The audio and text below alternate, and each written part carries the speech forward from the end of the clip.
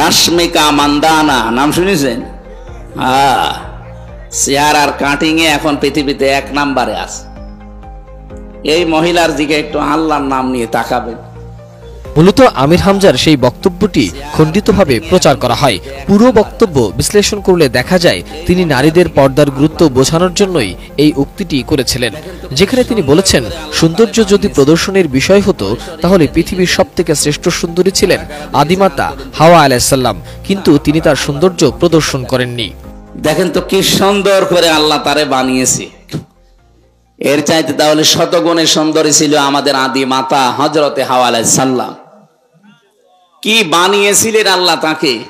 2 নম্বরের নাম পেয়েছে হযরতে জুলাইখা, ইউসুফ নবীর স্ত্রী। 3 নম্বরে নাম পেয়েছে ইব্রাহিম নবীর বড় স্ত্রী হযরতে সাহারা রাদিয়াল্লাহু তাআলা আনহু সারা।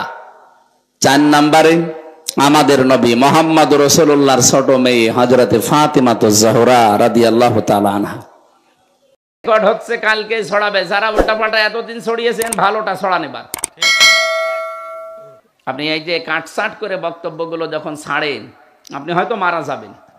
আল্লাহ কিন্তু এই ব্যাপারে একটা কসম দিয়েছেন, নুন আল কলামি ওমা ইয়াসতুরুন। এই যে সাংবাদিক বসে আছে, আল্লাহ বলেন কলমের কসম, সাংবাদিক যেটা দিয়ে লেখো ওই লিখিত জিনিসেরও কসম। আপনি হয়তো থাকবেন না, কিন্তু এমন জিনিস লিখে যাচ্ছেন আমার বিরুদ্ধে, মানবতার বিরুদ্ধে। আপনি মারা যাবেন, ওইটা কিয়ামত পর্যন্ত চলতে থাকবে। আমার বক্তব্য যারা কাটসাট করে ছাড়েন এতদিন, আমি কথা বলি 1-1.5 ঘন্টা, আর সেটা কাটসাট করে 1.5 মিনিট দেয়। আমার রিমান্ডের সবচেয়ে বেশি কষ্ট দিয়ে সেই শয়তানরা এই 1.5 মিনিটের বক্তব্য নিয়ে 30 সেকেন্ড, 1 মিনিট, 1 মিনিট 10 সেকেন্ড এতটুকু নিয়ে এসে বলে হ্যাঁ এটা বলেছেন। আমি বললাম আগের কথা কই, পরের কথা কই, মাঝখানে যে কথা আছে এইটুকু দেন। মানে এটা দিয়ে আমি বোঝাতে চেয়েছি কি, আপনি কি বুঝলেন? সেদিন হযরতে হাওয়া আলাইহিস সালাম আর ফাতিমাতুজ জোহরার কোরআন এবং হাদিস অনুযায়ী তাদের একটা বর্ণনা দিয়েছিলাম যে তারা বিশ্বের সুন্দরী মহিলাদের ভেতরে আল্লাহ 4 জনের নাম দিয়েছেন। নবীজি বলেন একজন হচ্ছে হযরতে হাওয়া। এত সুন্দর ছিল, হযরত আদম দেখার পরেই তিনি তাকিয়েছেন এবং ধরতে গেছেন। এর ব্যস্ততা ব্যাখ্যা আছে। 2 নম্বরে ছিল জুলাইখা, ওই জামানার বিশ্ব সুন্দরী। 3 নম্বরে হযরত ইব্রাহিম আলাইহিস সালামের বড় স্ত্রী হযরতে সারা রাদিয়াল্লাহু তাআলা আনহা। 4 নম্বরে আমাদের নবীজির মেয়ে ছোটটা ফাতিমাতুজ জোহরা রাদিয়াল্লাহু তাআলা আনহা। এত সুন্দরী ছিল তারা। বিশ্বে এখন যাদের সুন্দরীর তালিকায় নাম আসে, আমি পেপার যুগান্তর পড়ে বলেছিলাম যে দৌড়ে কি না দৌড়ে ফাঁসির নাকি নাম আছে এক মহিলা, এই রশ্মিকা নাকি নাম আছে। এদের যে বলেছিলাম যে এরাও সুন্দরী, এরা বিশ্ব সুন্দরীর তালিকায় আজ আসে। এরা শরীরের মাপজব দিয়ে বিশ্ব সুন্দরী শরীরের কাটিং কোটিং দিয়ে বলে যে এদের চেহারা এত সুন্দর। এদের চাইতে কোরআনে বর্ণিত, হাদিসে বর্ণিত সবচাইতে বেশি সুন্দরী ছিল আল্লাহর দৃষ্টিতে। আল্লাহ যেহেতু বানিয়েছেন নিজের হাতে, হযরতে হাওয়া কে। আমি একটা উদাহরণ দিলাম যে এই সুন্দরীগুলো যদি আজ সব প্রদর্শন করে, রূপ সৌন্দর্য প্রদর্শন করা যদি জায়েজ হতো, তাহলে হাওয়া আলাইহিস সালাম সব দেখিয়ে বেড়াতেন না? কথা বলেন না কেন? আর সেইটা আগের কথাও দেয়নি, পরের কথাও দেয়নি, দিয়েছে যে আমির হামজা রশ্মিকার জীবনের সৌন্দর্যের কাটিং কুটিং সব তুলে ধরলেন। এটা দিয়েছে আমার পত্রিকায় জনকণ্ঠে, কালের কণ্ঠ। এই যে কয়েকটা পত্রিকার নাম বলেই বলছি, যদি এই পত্রিকাগুলো কেনেন আপনি বাচ্চাদের টয়লেট সাফ করবেন, তাছাড়া ও কোনো কাজ নেই। বিশেষ করে এই জনকণ্ঠটা, এটা জঘন্য কণ্ঠ। কোরআনের পাখি শহীদ আল্লামা দেলাওয়ার হোসেন সাঈদী রহমাতুল্লাহ আলাইহি বলেছিলেন এটা একটা জঘন্য কণ্ঠ মুসলমানদের বিরুদ্ধে। এর কোনো কথা বিশ্বাস করার মতো না। এই কারণে অধিকাংশ পত্রিকার উপরে মানুষের বিশ্বাসই উঠে যাচ্ছে। এই জন্য অন্যান্য সাংবাদিক যারা আছেন এদেরকে থামান, এদের মাথার তার মনে হয় হালকা কেটে গেছে।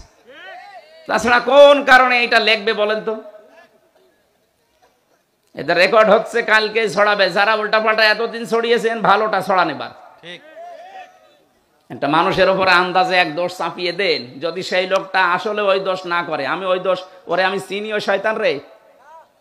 কিসের রশ্মিকা, কিসের দূরে, কি ছাতা, খালি ওরা দেখার মতো সময় আছে আমার? কোরআন শরীফ পড়ে শেষ করতে পারি না, রশ্মিকা দেখবো কোন সময়?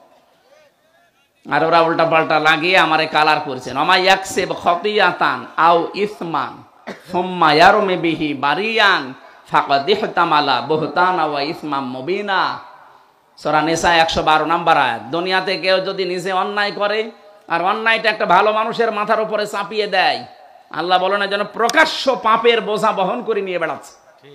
আজ যারা ফেসবুকে ইন্টারনেটে উল্টাপাল্টা তথ্যগুলো দিয়ে গরম করে ফেলেছেন আমাদের নামে, কয়েকদিন আমিরে জামাতের নামে চলছিল, এখন শুরু হয়েছে আমির হামজার নামে। আমার মনের খবর আল্লাহ জানে না? এই কথা বলেন না কেন? আমি যে মাজলুম মানুষ 3টা বছর ছেলেছিলাম, একটা কথাও তো লেখেননি। 1.5 ঘন্টা কথা বলতে হলে 1-2টা কথা স্লিপ অফ টান হতেই পারে। আল্লামা সাঈদী সাহেবের হয়েছে, ওনার কথাও তো আমি আপনি দেন 1-1.5 ঘন্টার বক্তব্য দেন, আমি 5টা ভুল বের করে দেব। উনি যেখানে ওয়াকিল হবে সেখানে কদির বলিস, তার তো মুখের থেকে বের হয়ে গেলে ও কথা আবার ভেতরে ঢোকানো যায়। তার কথার ব্যাপারে প্রশ্ন নেই কেন? আমার কথার ব্যাপারে প্রশ্ন আসবে কোন কারণে? আমি কি ফেরেশতা? ভালো কথাগুলো নিতে পারেন না, শুধু একটা স্লিপ হলে ওইটা নিয়ে বড় হেডলাইন করেন। আপনি মানুষ, যদি অন্যায় যা করছেন এটার জন্য তওবা না করেন, উল্টাপাল্টা ফতোয়া যারা দিচ্ছেন, ফিরে যদি না হাসেন, সাবধান না হন, আপনাকে দিয়ে আল্লাহ এই গুনাহ করাবে। আমার নামে যেমন লিখেছেন, আপনার নামে আরো 10 ডবল আল্লাহ লিখাবে, এরপর আপনার মরণ হবে। এই আয়াতের তাফসিরে আমি এইটাই পেয়েছি। নিজে অন্যায় করে, অন্যায়টা একটা মালনীর অপরাধ, মানুষ যে জানে না বোঝে না তার উপরে চাপিয়ে দেয়। ফাকাদ ইহতামালা বুহতানা ওয়া ইসমাম মুবিনা, সে যেন প্রকাশ্য পাপের বোঝা বহন করবে। এই 15.5 বছরে টের পাননি? নিরপরাধ মানুষকে ধরে ধরে বেকারে মিথ্যা মামলা দিয়ে, মিথ্যা সাক্ষী দিয়ে জেলে রেখেছে, তার জীবনটা নষ্ট করে দিয়েছে। যারা এই কাজে জড়িত ছিল 1 টাকা আল্লাহ ছাড়ে নাই। এক কথা বলেন না কেন? আপনি ব্যারিস্টার সুমনের দিকে তাকান, মানবতার ফেরিওয়ালা সেজেছিল, আল্লাহ এত অপমান করেছে, ডিম মারে মানুষ। জেলে আমরা যাইনি, ডিম কিসের? মানুষ কান্নাকাটি করতো আদালত চত্বরে। আরে শয়তানদেরকে দেখলে এখন সি সি করে, দরবেশের মতো মানুষ। আমি যখন আদালতে উঠতাম শুনতাম পুলিশ ভাইরা বলতো যে ওই উপরে আছে দরবেশ, ওখানে এসে ম্যাজিস্ট্রেটের সাথে, জজ মিয়ার সাথে কথা বলছে বসে বসে। কি সম্মান ছিল তার, দেখেছেন? কোথায় নামিয়েছে আজ? দাড়িতে পোজ দিয়ে একেবারে সফা করে ফেলিস। ওরে জিজ্ঞাসা করছে, নাফরমান দাড়ি কাটলেন? বলছে বেশি ফতোয়া দেবেন না, দাড়ি রাখার জন্য জান বাঁচানো ফরজ। আমি সুন্নত ফেলে দিয়ে জান বাঁচানো ফরজ আদায় করেছি, ধন্যবাদ জানান, কিন্তু ধরা পড়ে গেলাম নৌকার কারণে।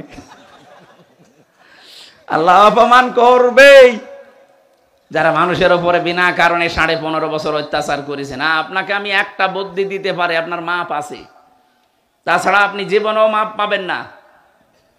যার কাছে যে অপরাধ করেছে 15.5 বছরে, তার কাছে যে ক্ষমা চাবেন, আর তার যা ক্ষতি করেছেন ওই ক্ষতিপূরণ দেবেন। এই যে গতকালকে একজন পড়ে গেছি, কথা বলে না কেন? এই 3 মাসের ভেতরে 4 মাসের ভেতরে 2টা স্বৈরাচার দুনিয়া থেকে বিদায় নিল। কিয়ামত পর্যন্ত এরকমই হবে, যারা স্বৈরাচার তারা এমন ভাবে বিদায় নেবে, তামাম দুনিয়া শুধু দেখবে, ঘৃণা ছাড়া কিচ্ছু ছড়াতে পারবে না। এর আগে আশরাফ ঘানি পালিয়েছে না? কথা বলে না কেন? ফিরে এসেছে? আর 3 মাস আগে যিনি পালিয়েছিল ফিরে এসেছে? ওই যে গতকালকে যিনি পালিয়েছে ফিরে এখনো এসেছে। পৃথিবীর ইতিহাসে এইটাই বলে, যারা পালিয়ে যায় ওদের যে সৎ সাহস নেই, এই জন্য আর ঘুরে আসে না। 805 বছর আগে লক্ষণ সেন পালিয়েছে, আজও আসেনি। ও কোথায় আছে আল্লাহ জানে। যারা পালিয়ে যায় তারা ফিরে আসে না। সুতরাং এনার কথা শুনে যারা আজ উস্কানিতে পা দিয়ে দেশটা অশান্ত করার চেষ্টায় আছেন, আপনি থামবেন, জীবনও ফিরে আসবে না। ফিরে আসলে পৃথিবীর ইতিহাস পাল্টিয়ে যাবে। এক কথা বলেন না কেন? পৃথিবীর ইতিহাস পাল্টিয়ে যাবে ফিরে আসলে। আসবে না। এদের বড় বড় মহারথী যখন ফিরে আসে না, ওরা আসবে কি করে? ওই জন্য ওদের কথা শুনে যারা লাফাচ্ছেন, লাফ ঝাপ বন্ধ করেন। যারা লাফিয়েছিল দেখেন পেছনের অবস্থা, এমন পিটানো পিটিয়েছে আর্মিতে। গোপালগঞ্জ থেকে ঢাকায় আসবে, বসে আসলে 300 টাকা, দাঁড়িয়ে আসলে 1000 টাকা। সারা দেশে এরকম যদি কেউ পাগলামি করে তাদের অবস্থা এরকমই হবে। কথা বলছেন? হ্যাঁ ঠিক আছে। সুতরাং জ্ঞান অনুযায়ী যারা আমল করবে তাদের বিরুদ্ধে ষড়যন্ত্র হচ্ছে, এটা হবে।